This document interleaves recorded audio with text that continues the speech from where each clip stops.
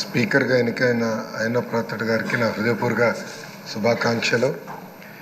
అయ్యన్న పాత్రుడు గారు అంటే అందరి పాత్రుడు, ఎప్పుడూ ప్రజల గురించే ఆలోచించే వ్యక్తి. అధికారంలో ఉన్న ప్రతిపక్షంలో ఉన్న ప్రజల సమస్యలు ఎట్లా పరిష్కరించాలని ఆలోచించే వ్యక్తి అయ్యన్న పాత్రుడు గారు. అయ్యన్న పాత్రుడు గారు అంటే ఒక పోరాటం, ఒక పౌరుషం. ఇప్పుడే పవనన్న అన్నట్టు క్షణికావేశం కూడా ఉండేది, ఇప్పుడు ఇంకా అవకాశం లేకుండా పోయింది.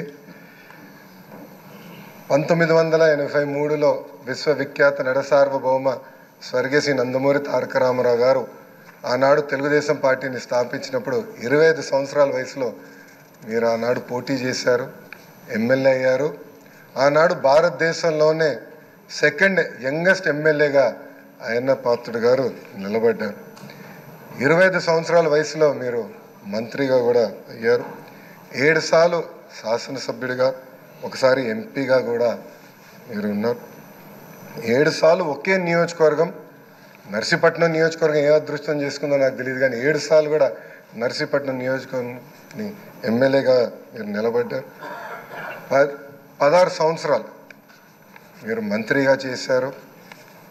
చూస్తే టెక్నికల్ ఎడ్యుకేషన్ కానీ 3 సార్లు R&B, forest, environment, science and technology, Panchayati Raj గ్రామీణాభివృద్ధి శాఖ మంత్రిగా కూడా మీరు చేశారు. ఈ హౌస్లో ఎవరికి తక్కని ఒక అదృష్టం నాకు దక్కింది. మీ తర్వాత పంచాయతీరాజ్ గ్రామీణాభివృద్ధి శాఖ మంత్రి ఏదో అవకాశం నాకు దక్కింది. ఆనాడు మీరు ప్రారంభించిన పనులని పూర్తి చేసే అవకాశం నాకు ఇచ్చారు. మీ నాయకత్వంలో 25,000 కిలోమీటర్లు సీసీ రోడ్ వేసాం, ప్రహరీ గోడలు కట్టాం, పంచాయతీ భవనాలు కట్టాం. గ్రామాలు కూడా ఆనాడు యుద్ధ ప్రాతిపదికంగా తాగునీటి పథకాలు కూడా కలిసి ఏర్పాటు చేశారు. అంతేకాకుండా నాకు ఎప్పుడు సలహాలు కావాలన్నా, సూచనలు కావాలని మీకు ఫోన్ చేసేవాడిని, మిమ్మల్ని అడిగి తెలుసుకునేవాడిని. ఆనాడు పంచాయతీరాజ్ గ్రామీణాభివృద్ధి శాఖ మంత్రిగా నేను ఇన్ని పనులు చేయగలనంటే దాని వెనకాల మీరున్నారని ప్రజలందరూ కూడా తెలియజేస్తున్నాను. ఇంతేకాకుండా పెద్దలు గౌరవ ముఖ్యమంత్రి గారు చెప్పినట్లు ఆనాడు ఉత్తరాంధ్ర సుజల సవంతి ఇరిగేషన్ కోసం కూడా మీరు పెద్ద ఎత్తున పోరాడారు. నాకు బాగా గుర్తు, తెలుగుదేశం పార్టీ విశాఖపట్నంలో మహానాడు ఏర్పాటు చేసుకుంటే ఎట్టి పరిస్థితుల్లో అనౌన్స్ చేయాలి అని పట్టుబట్టారు. ఆనాడు కూడా గౌరవ ముఖ్యమంత్రి గారు కూడా అనౌన్స్ చేశారు. అంతేకాకుండా పార్టీలో కూడా పాలిట్ బ్యూరో సభ్యుడిగా, సీనియర్ నాయకుడిగా నాకు ఎప్పుడూ ఒక గైడెన్స్ ఇస్తూనే ఉన్నారు.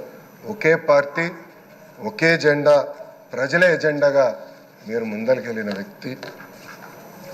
గత 5 సంవత్సరాలు మీరు కూడా ప్రభుత్వం చేతిలో ఒక బాధితులు.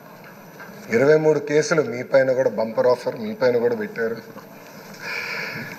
మీ పైన కూడా నిర్భయ కేసు పెడతాం కానివ్వండి, అని చేస్తాం, చాలా బాధాకరం. ఆనాడు కావాలని ఇల్లు ఇల్లీగల్గా ఉందని కోర్టు కూల్చొద్దు అని చెప్పినా కూడా అతి ఉత్సాహంతో అధికారుల్ని, పోలీస్ సోదరులను పంపించి మీ ఇల్లు పైన కూడా దాడి చేశారు, కుటుంబం పైన దాడి చేశారు. మీ భార్య కానీ 2 అబ్బాయిలు కూడా బాధితులై ప్రభుత్వం చేతుల్లో. ఆనాడు నేను నర్సీపట్నంకు వెళ్ళాను, కుటుంబాన్ని కలిసినప్పుడు వాళ్ళని ఒకటే అడిగారు, ఇక్కడికి మీరు ఎందుకు వచ్చారు? మీ అవసరం రాష్ట్రానికి ఉంది, ఏం పర్వాలేదు, అయ్యన్న పాత్రుడు గారు పోరాడతారు, ఎక్కడికి వెళ్ళరు, మీరు వెళ్ళి అందరు కార్యకర్తల్ని కాపాడండి అని తల్లి కూడా నాకు చెప్పడం జరిగింది. నేను అది ఎప్పుడూ మరవలేను. రాజకీయాలు చూసి పెరిగిన వ్యక్తి. ఒకప్పుడు శాసనసభ జరుగుతుందంటే రాత్రి 2-3 వరకు కూడా జరిగేది. ముఖ్యమంత్రి గారు, ప్రతిపక్ష నేత హోరాహోరీగా చర్చలు చేశారు. యువకులుగా మేమందరం చూసేవాళ్ళం. ఉందాతనంగా సభ జరిగేది. ఎవరన్నా స్పీడ్గా మాట్లాడినా రెండో రోజు సభకొచ్చి కొంచెం స్పీడ్గా మాట్లాడడం, క్షమించండి అని కూడా కోరిన రోజులు అందరం చూసాం. కానీ గత 5 సంవత్సరాలు అన్నీ లేకుండా పోయినాయి. ప్రజలు కూడా ఒక మాటలో చెప్పాలంటే శాసనసభని అసహించుకునే పరిస్థితి వచ్చింది. ఇది చాలా చాలా బాధాకరం. ఇక్కడ చాలామంది మొదటిసారి శాసనసభ్యులు ఉన్నారు. మీ నాయకత్వంలో నేర్చుకునేదానికి మేము ఈ హౌస్కి వచ్చాం. సభ సాంప్రదాయాలు ఏంటి, ఎలా ముందలు తీసుకెళ్ళనేది మీరు మమ్మల్ని అందరినీ గైడ్ చేయండి. యంగ్స్టర్స్గా గతంలో ఎట్లయితే సభ జరిగేదో, పెద్దలు ఎలా ఈ సభని నిర్వహించారో నేర్చుకోవాలన్న ఆలోచనతో మేమందరం ఇక్కడికి వచ్చాం.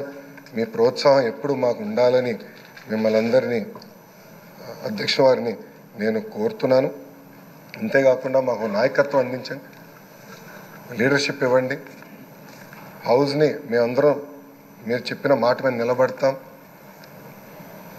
గౌరవ ముఖ్యమంత్రి గారు మన మంత్రులు కలిసినప్పుడు మాకు చెప్పారు, ప్రతిపక్ష హోదా లేకపోయినా, ప్రతిపక్ష ఇక్కడ ఈరోజు హౌస్కి రాకపోయినా మనమే ప్రతిపక్షం అనుకోవాలి. ప్రజల తరపున నిలబడాలి, ప్రజల తరపున పోరాడాలి, ప్రజల సమస్యలు తెలుసుకోవాలి, ప్రజలు కావాల్సిన చట్టాలు మనం తీసుకురావాలని చాలా స్పష్టంగా చెప్పారు. దానికి మీ సహకారం చాలా చాలా అవసరం అని మిమ్మల్ని నేను కోరుతున్నాను. అయ్యన్నథ్ పాత్రుడు గారిపైన ఎన్ని కేసులు పెట్టినా, ఎన్ని రకాలుగా హింసించినా ఆయన ఒకే మాట చెప్పేవారు, నేను తగ్గేదే లేదనేవారు. అహర్నిశలు పోరాడేవారు. గన్నవరం సభలో కూడా మీరు ఆనాడు వచ్చి మాట్లాడితే కూడా మరుసటి రోజు మీ పైన కేసు పెట్టి నాన్ బెయిలబుల్ వారెంట్ కూడా ఇష్యూ చేస్తాం చూసాం. కానీ అయ్యన్న పాత్రుడు ఎప్పుడు తగ్గలేదు, ఎప్పుడు పోరాడితే ఉన్నారు. ఆ స్ఫూర్తిని మేము అందరం కూడా హౌస్కి తీసుకెళ్తాం. మీ దగ్గర నుంచి మేము చాలా నేర్చుకోవాల్సిన అవసరం ఉంది. సో మా లాంటి యువకుల్ని ఈ హౌస్లో మీరు గైడ్ చేయాలని ఈ సభాముఖంగా కోరుకుంటూ నాకే అవకాశం ఇచ్చిన మీకు నా హృదయపూర్వక నమస్కారం.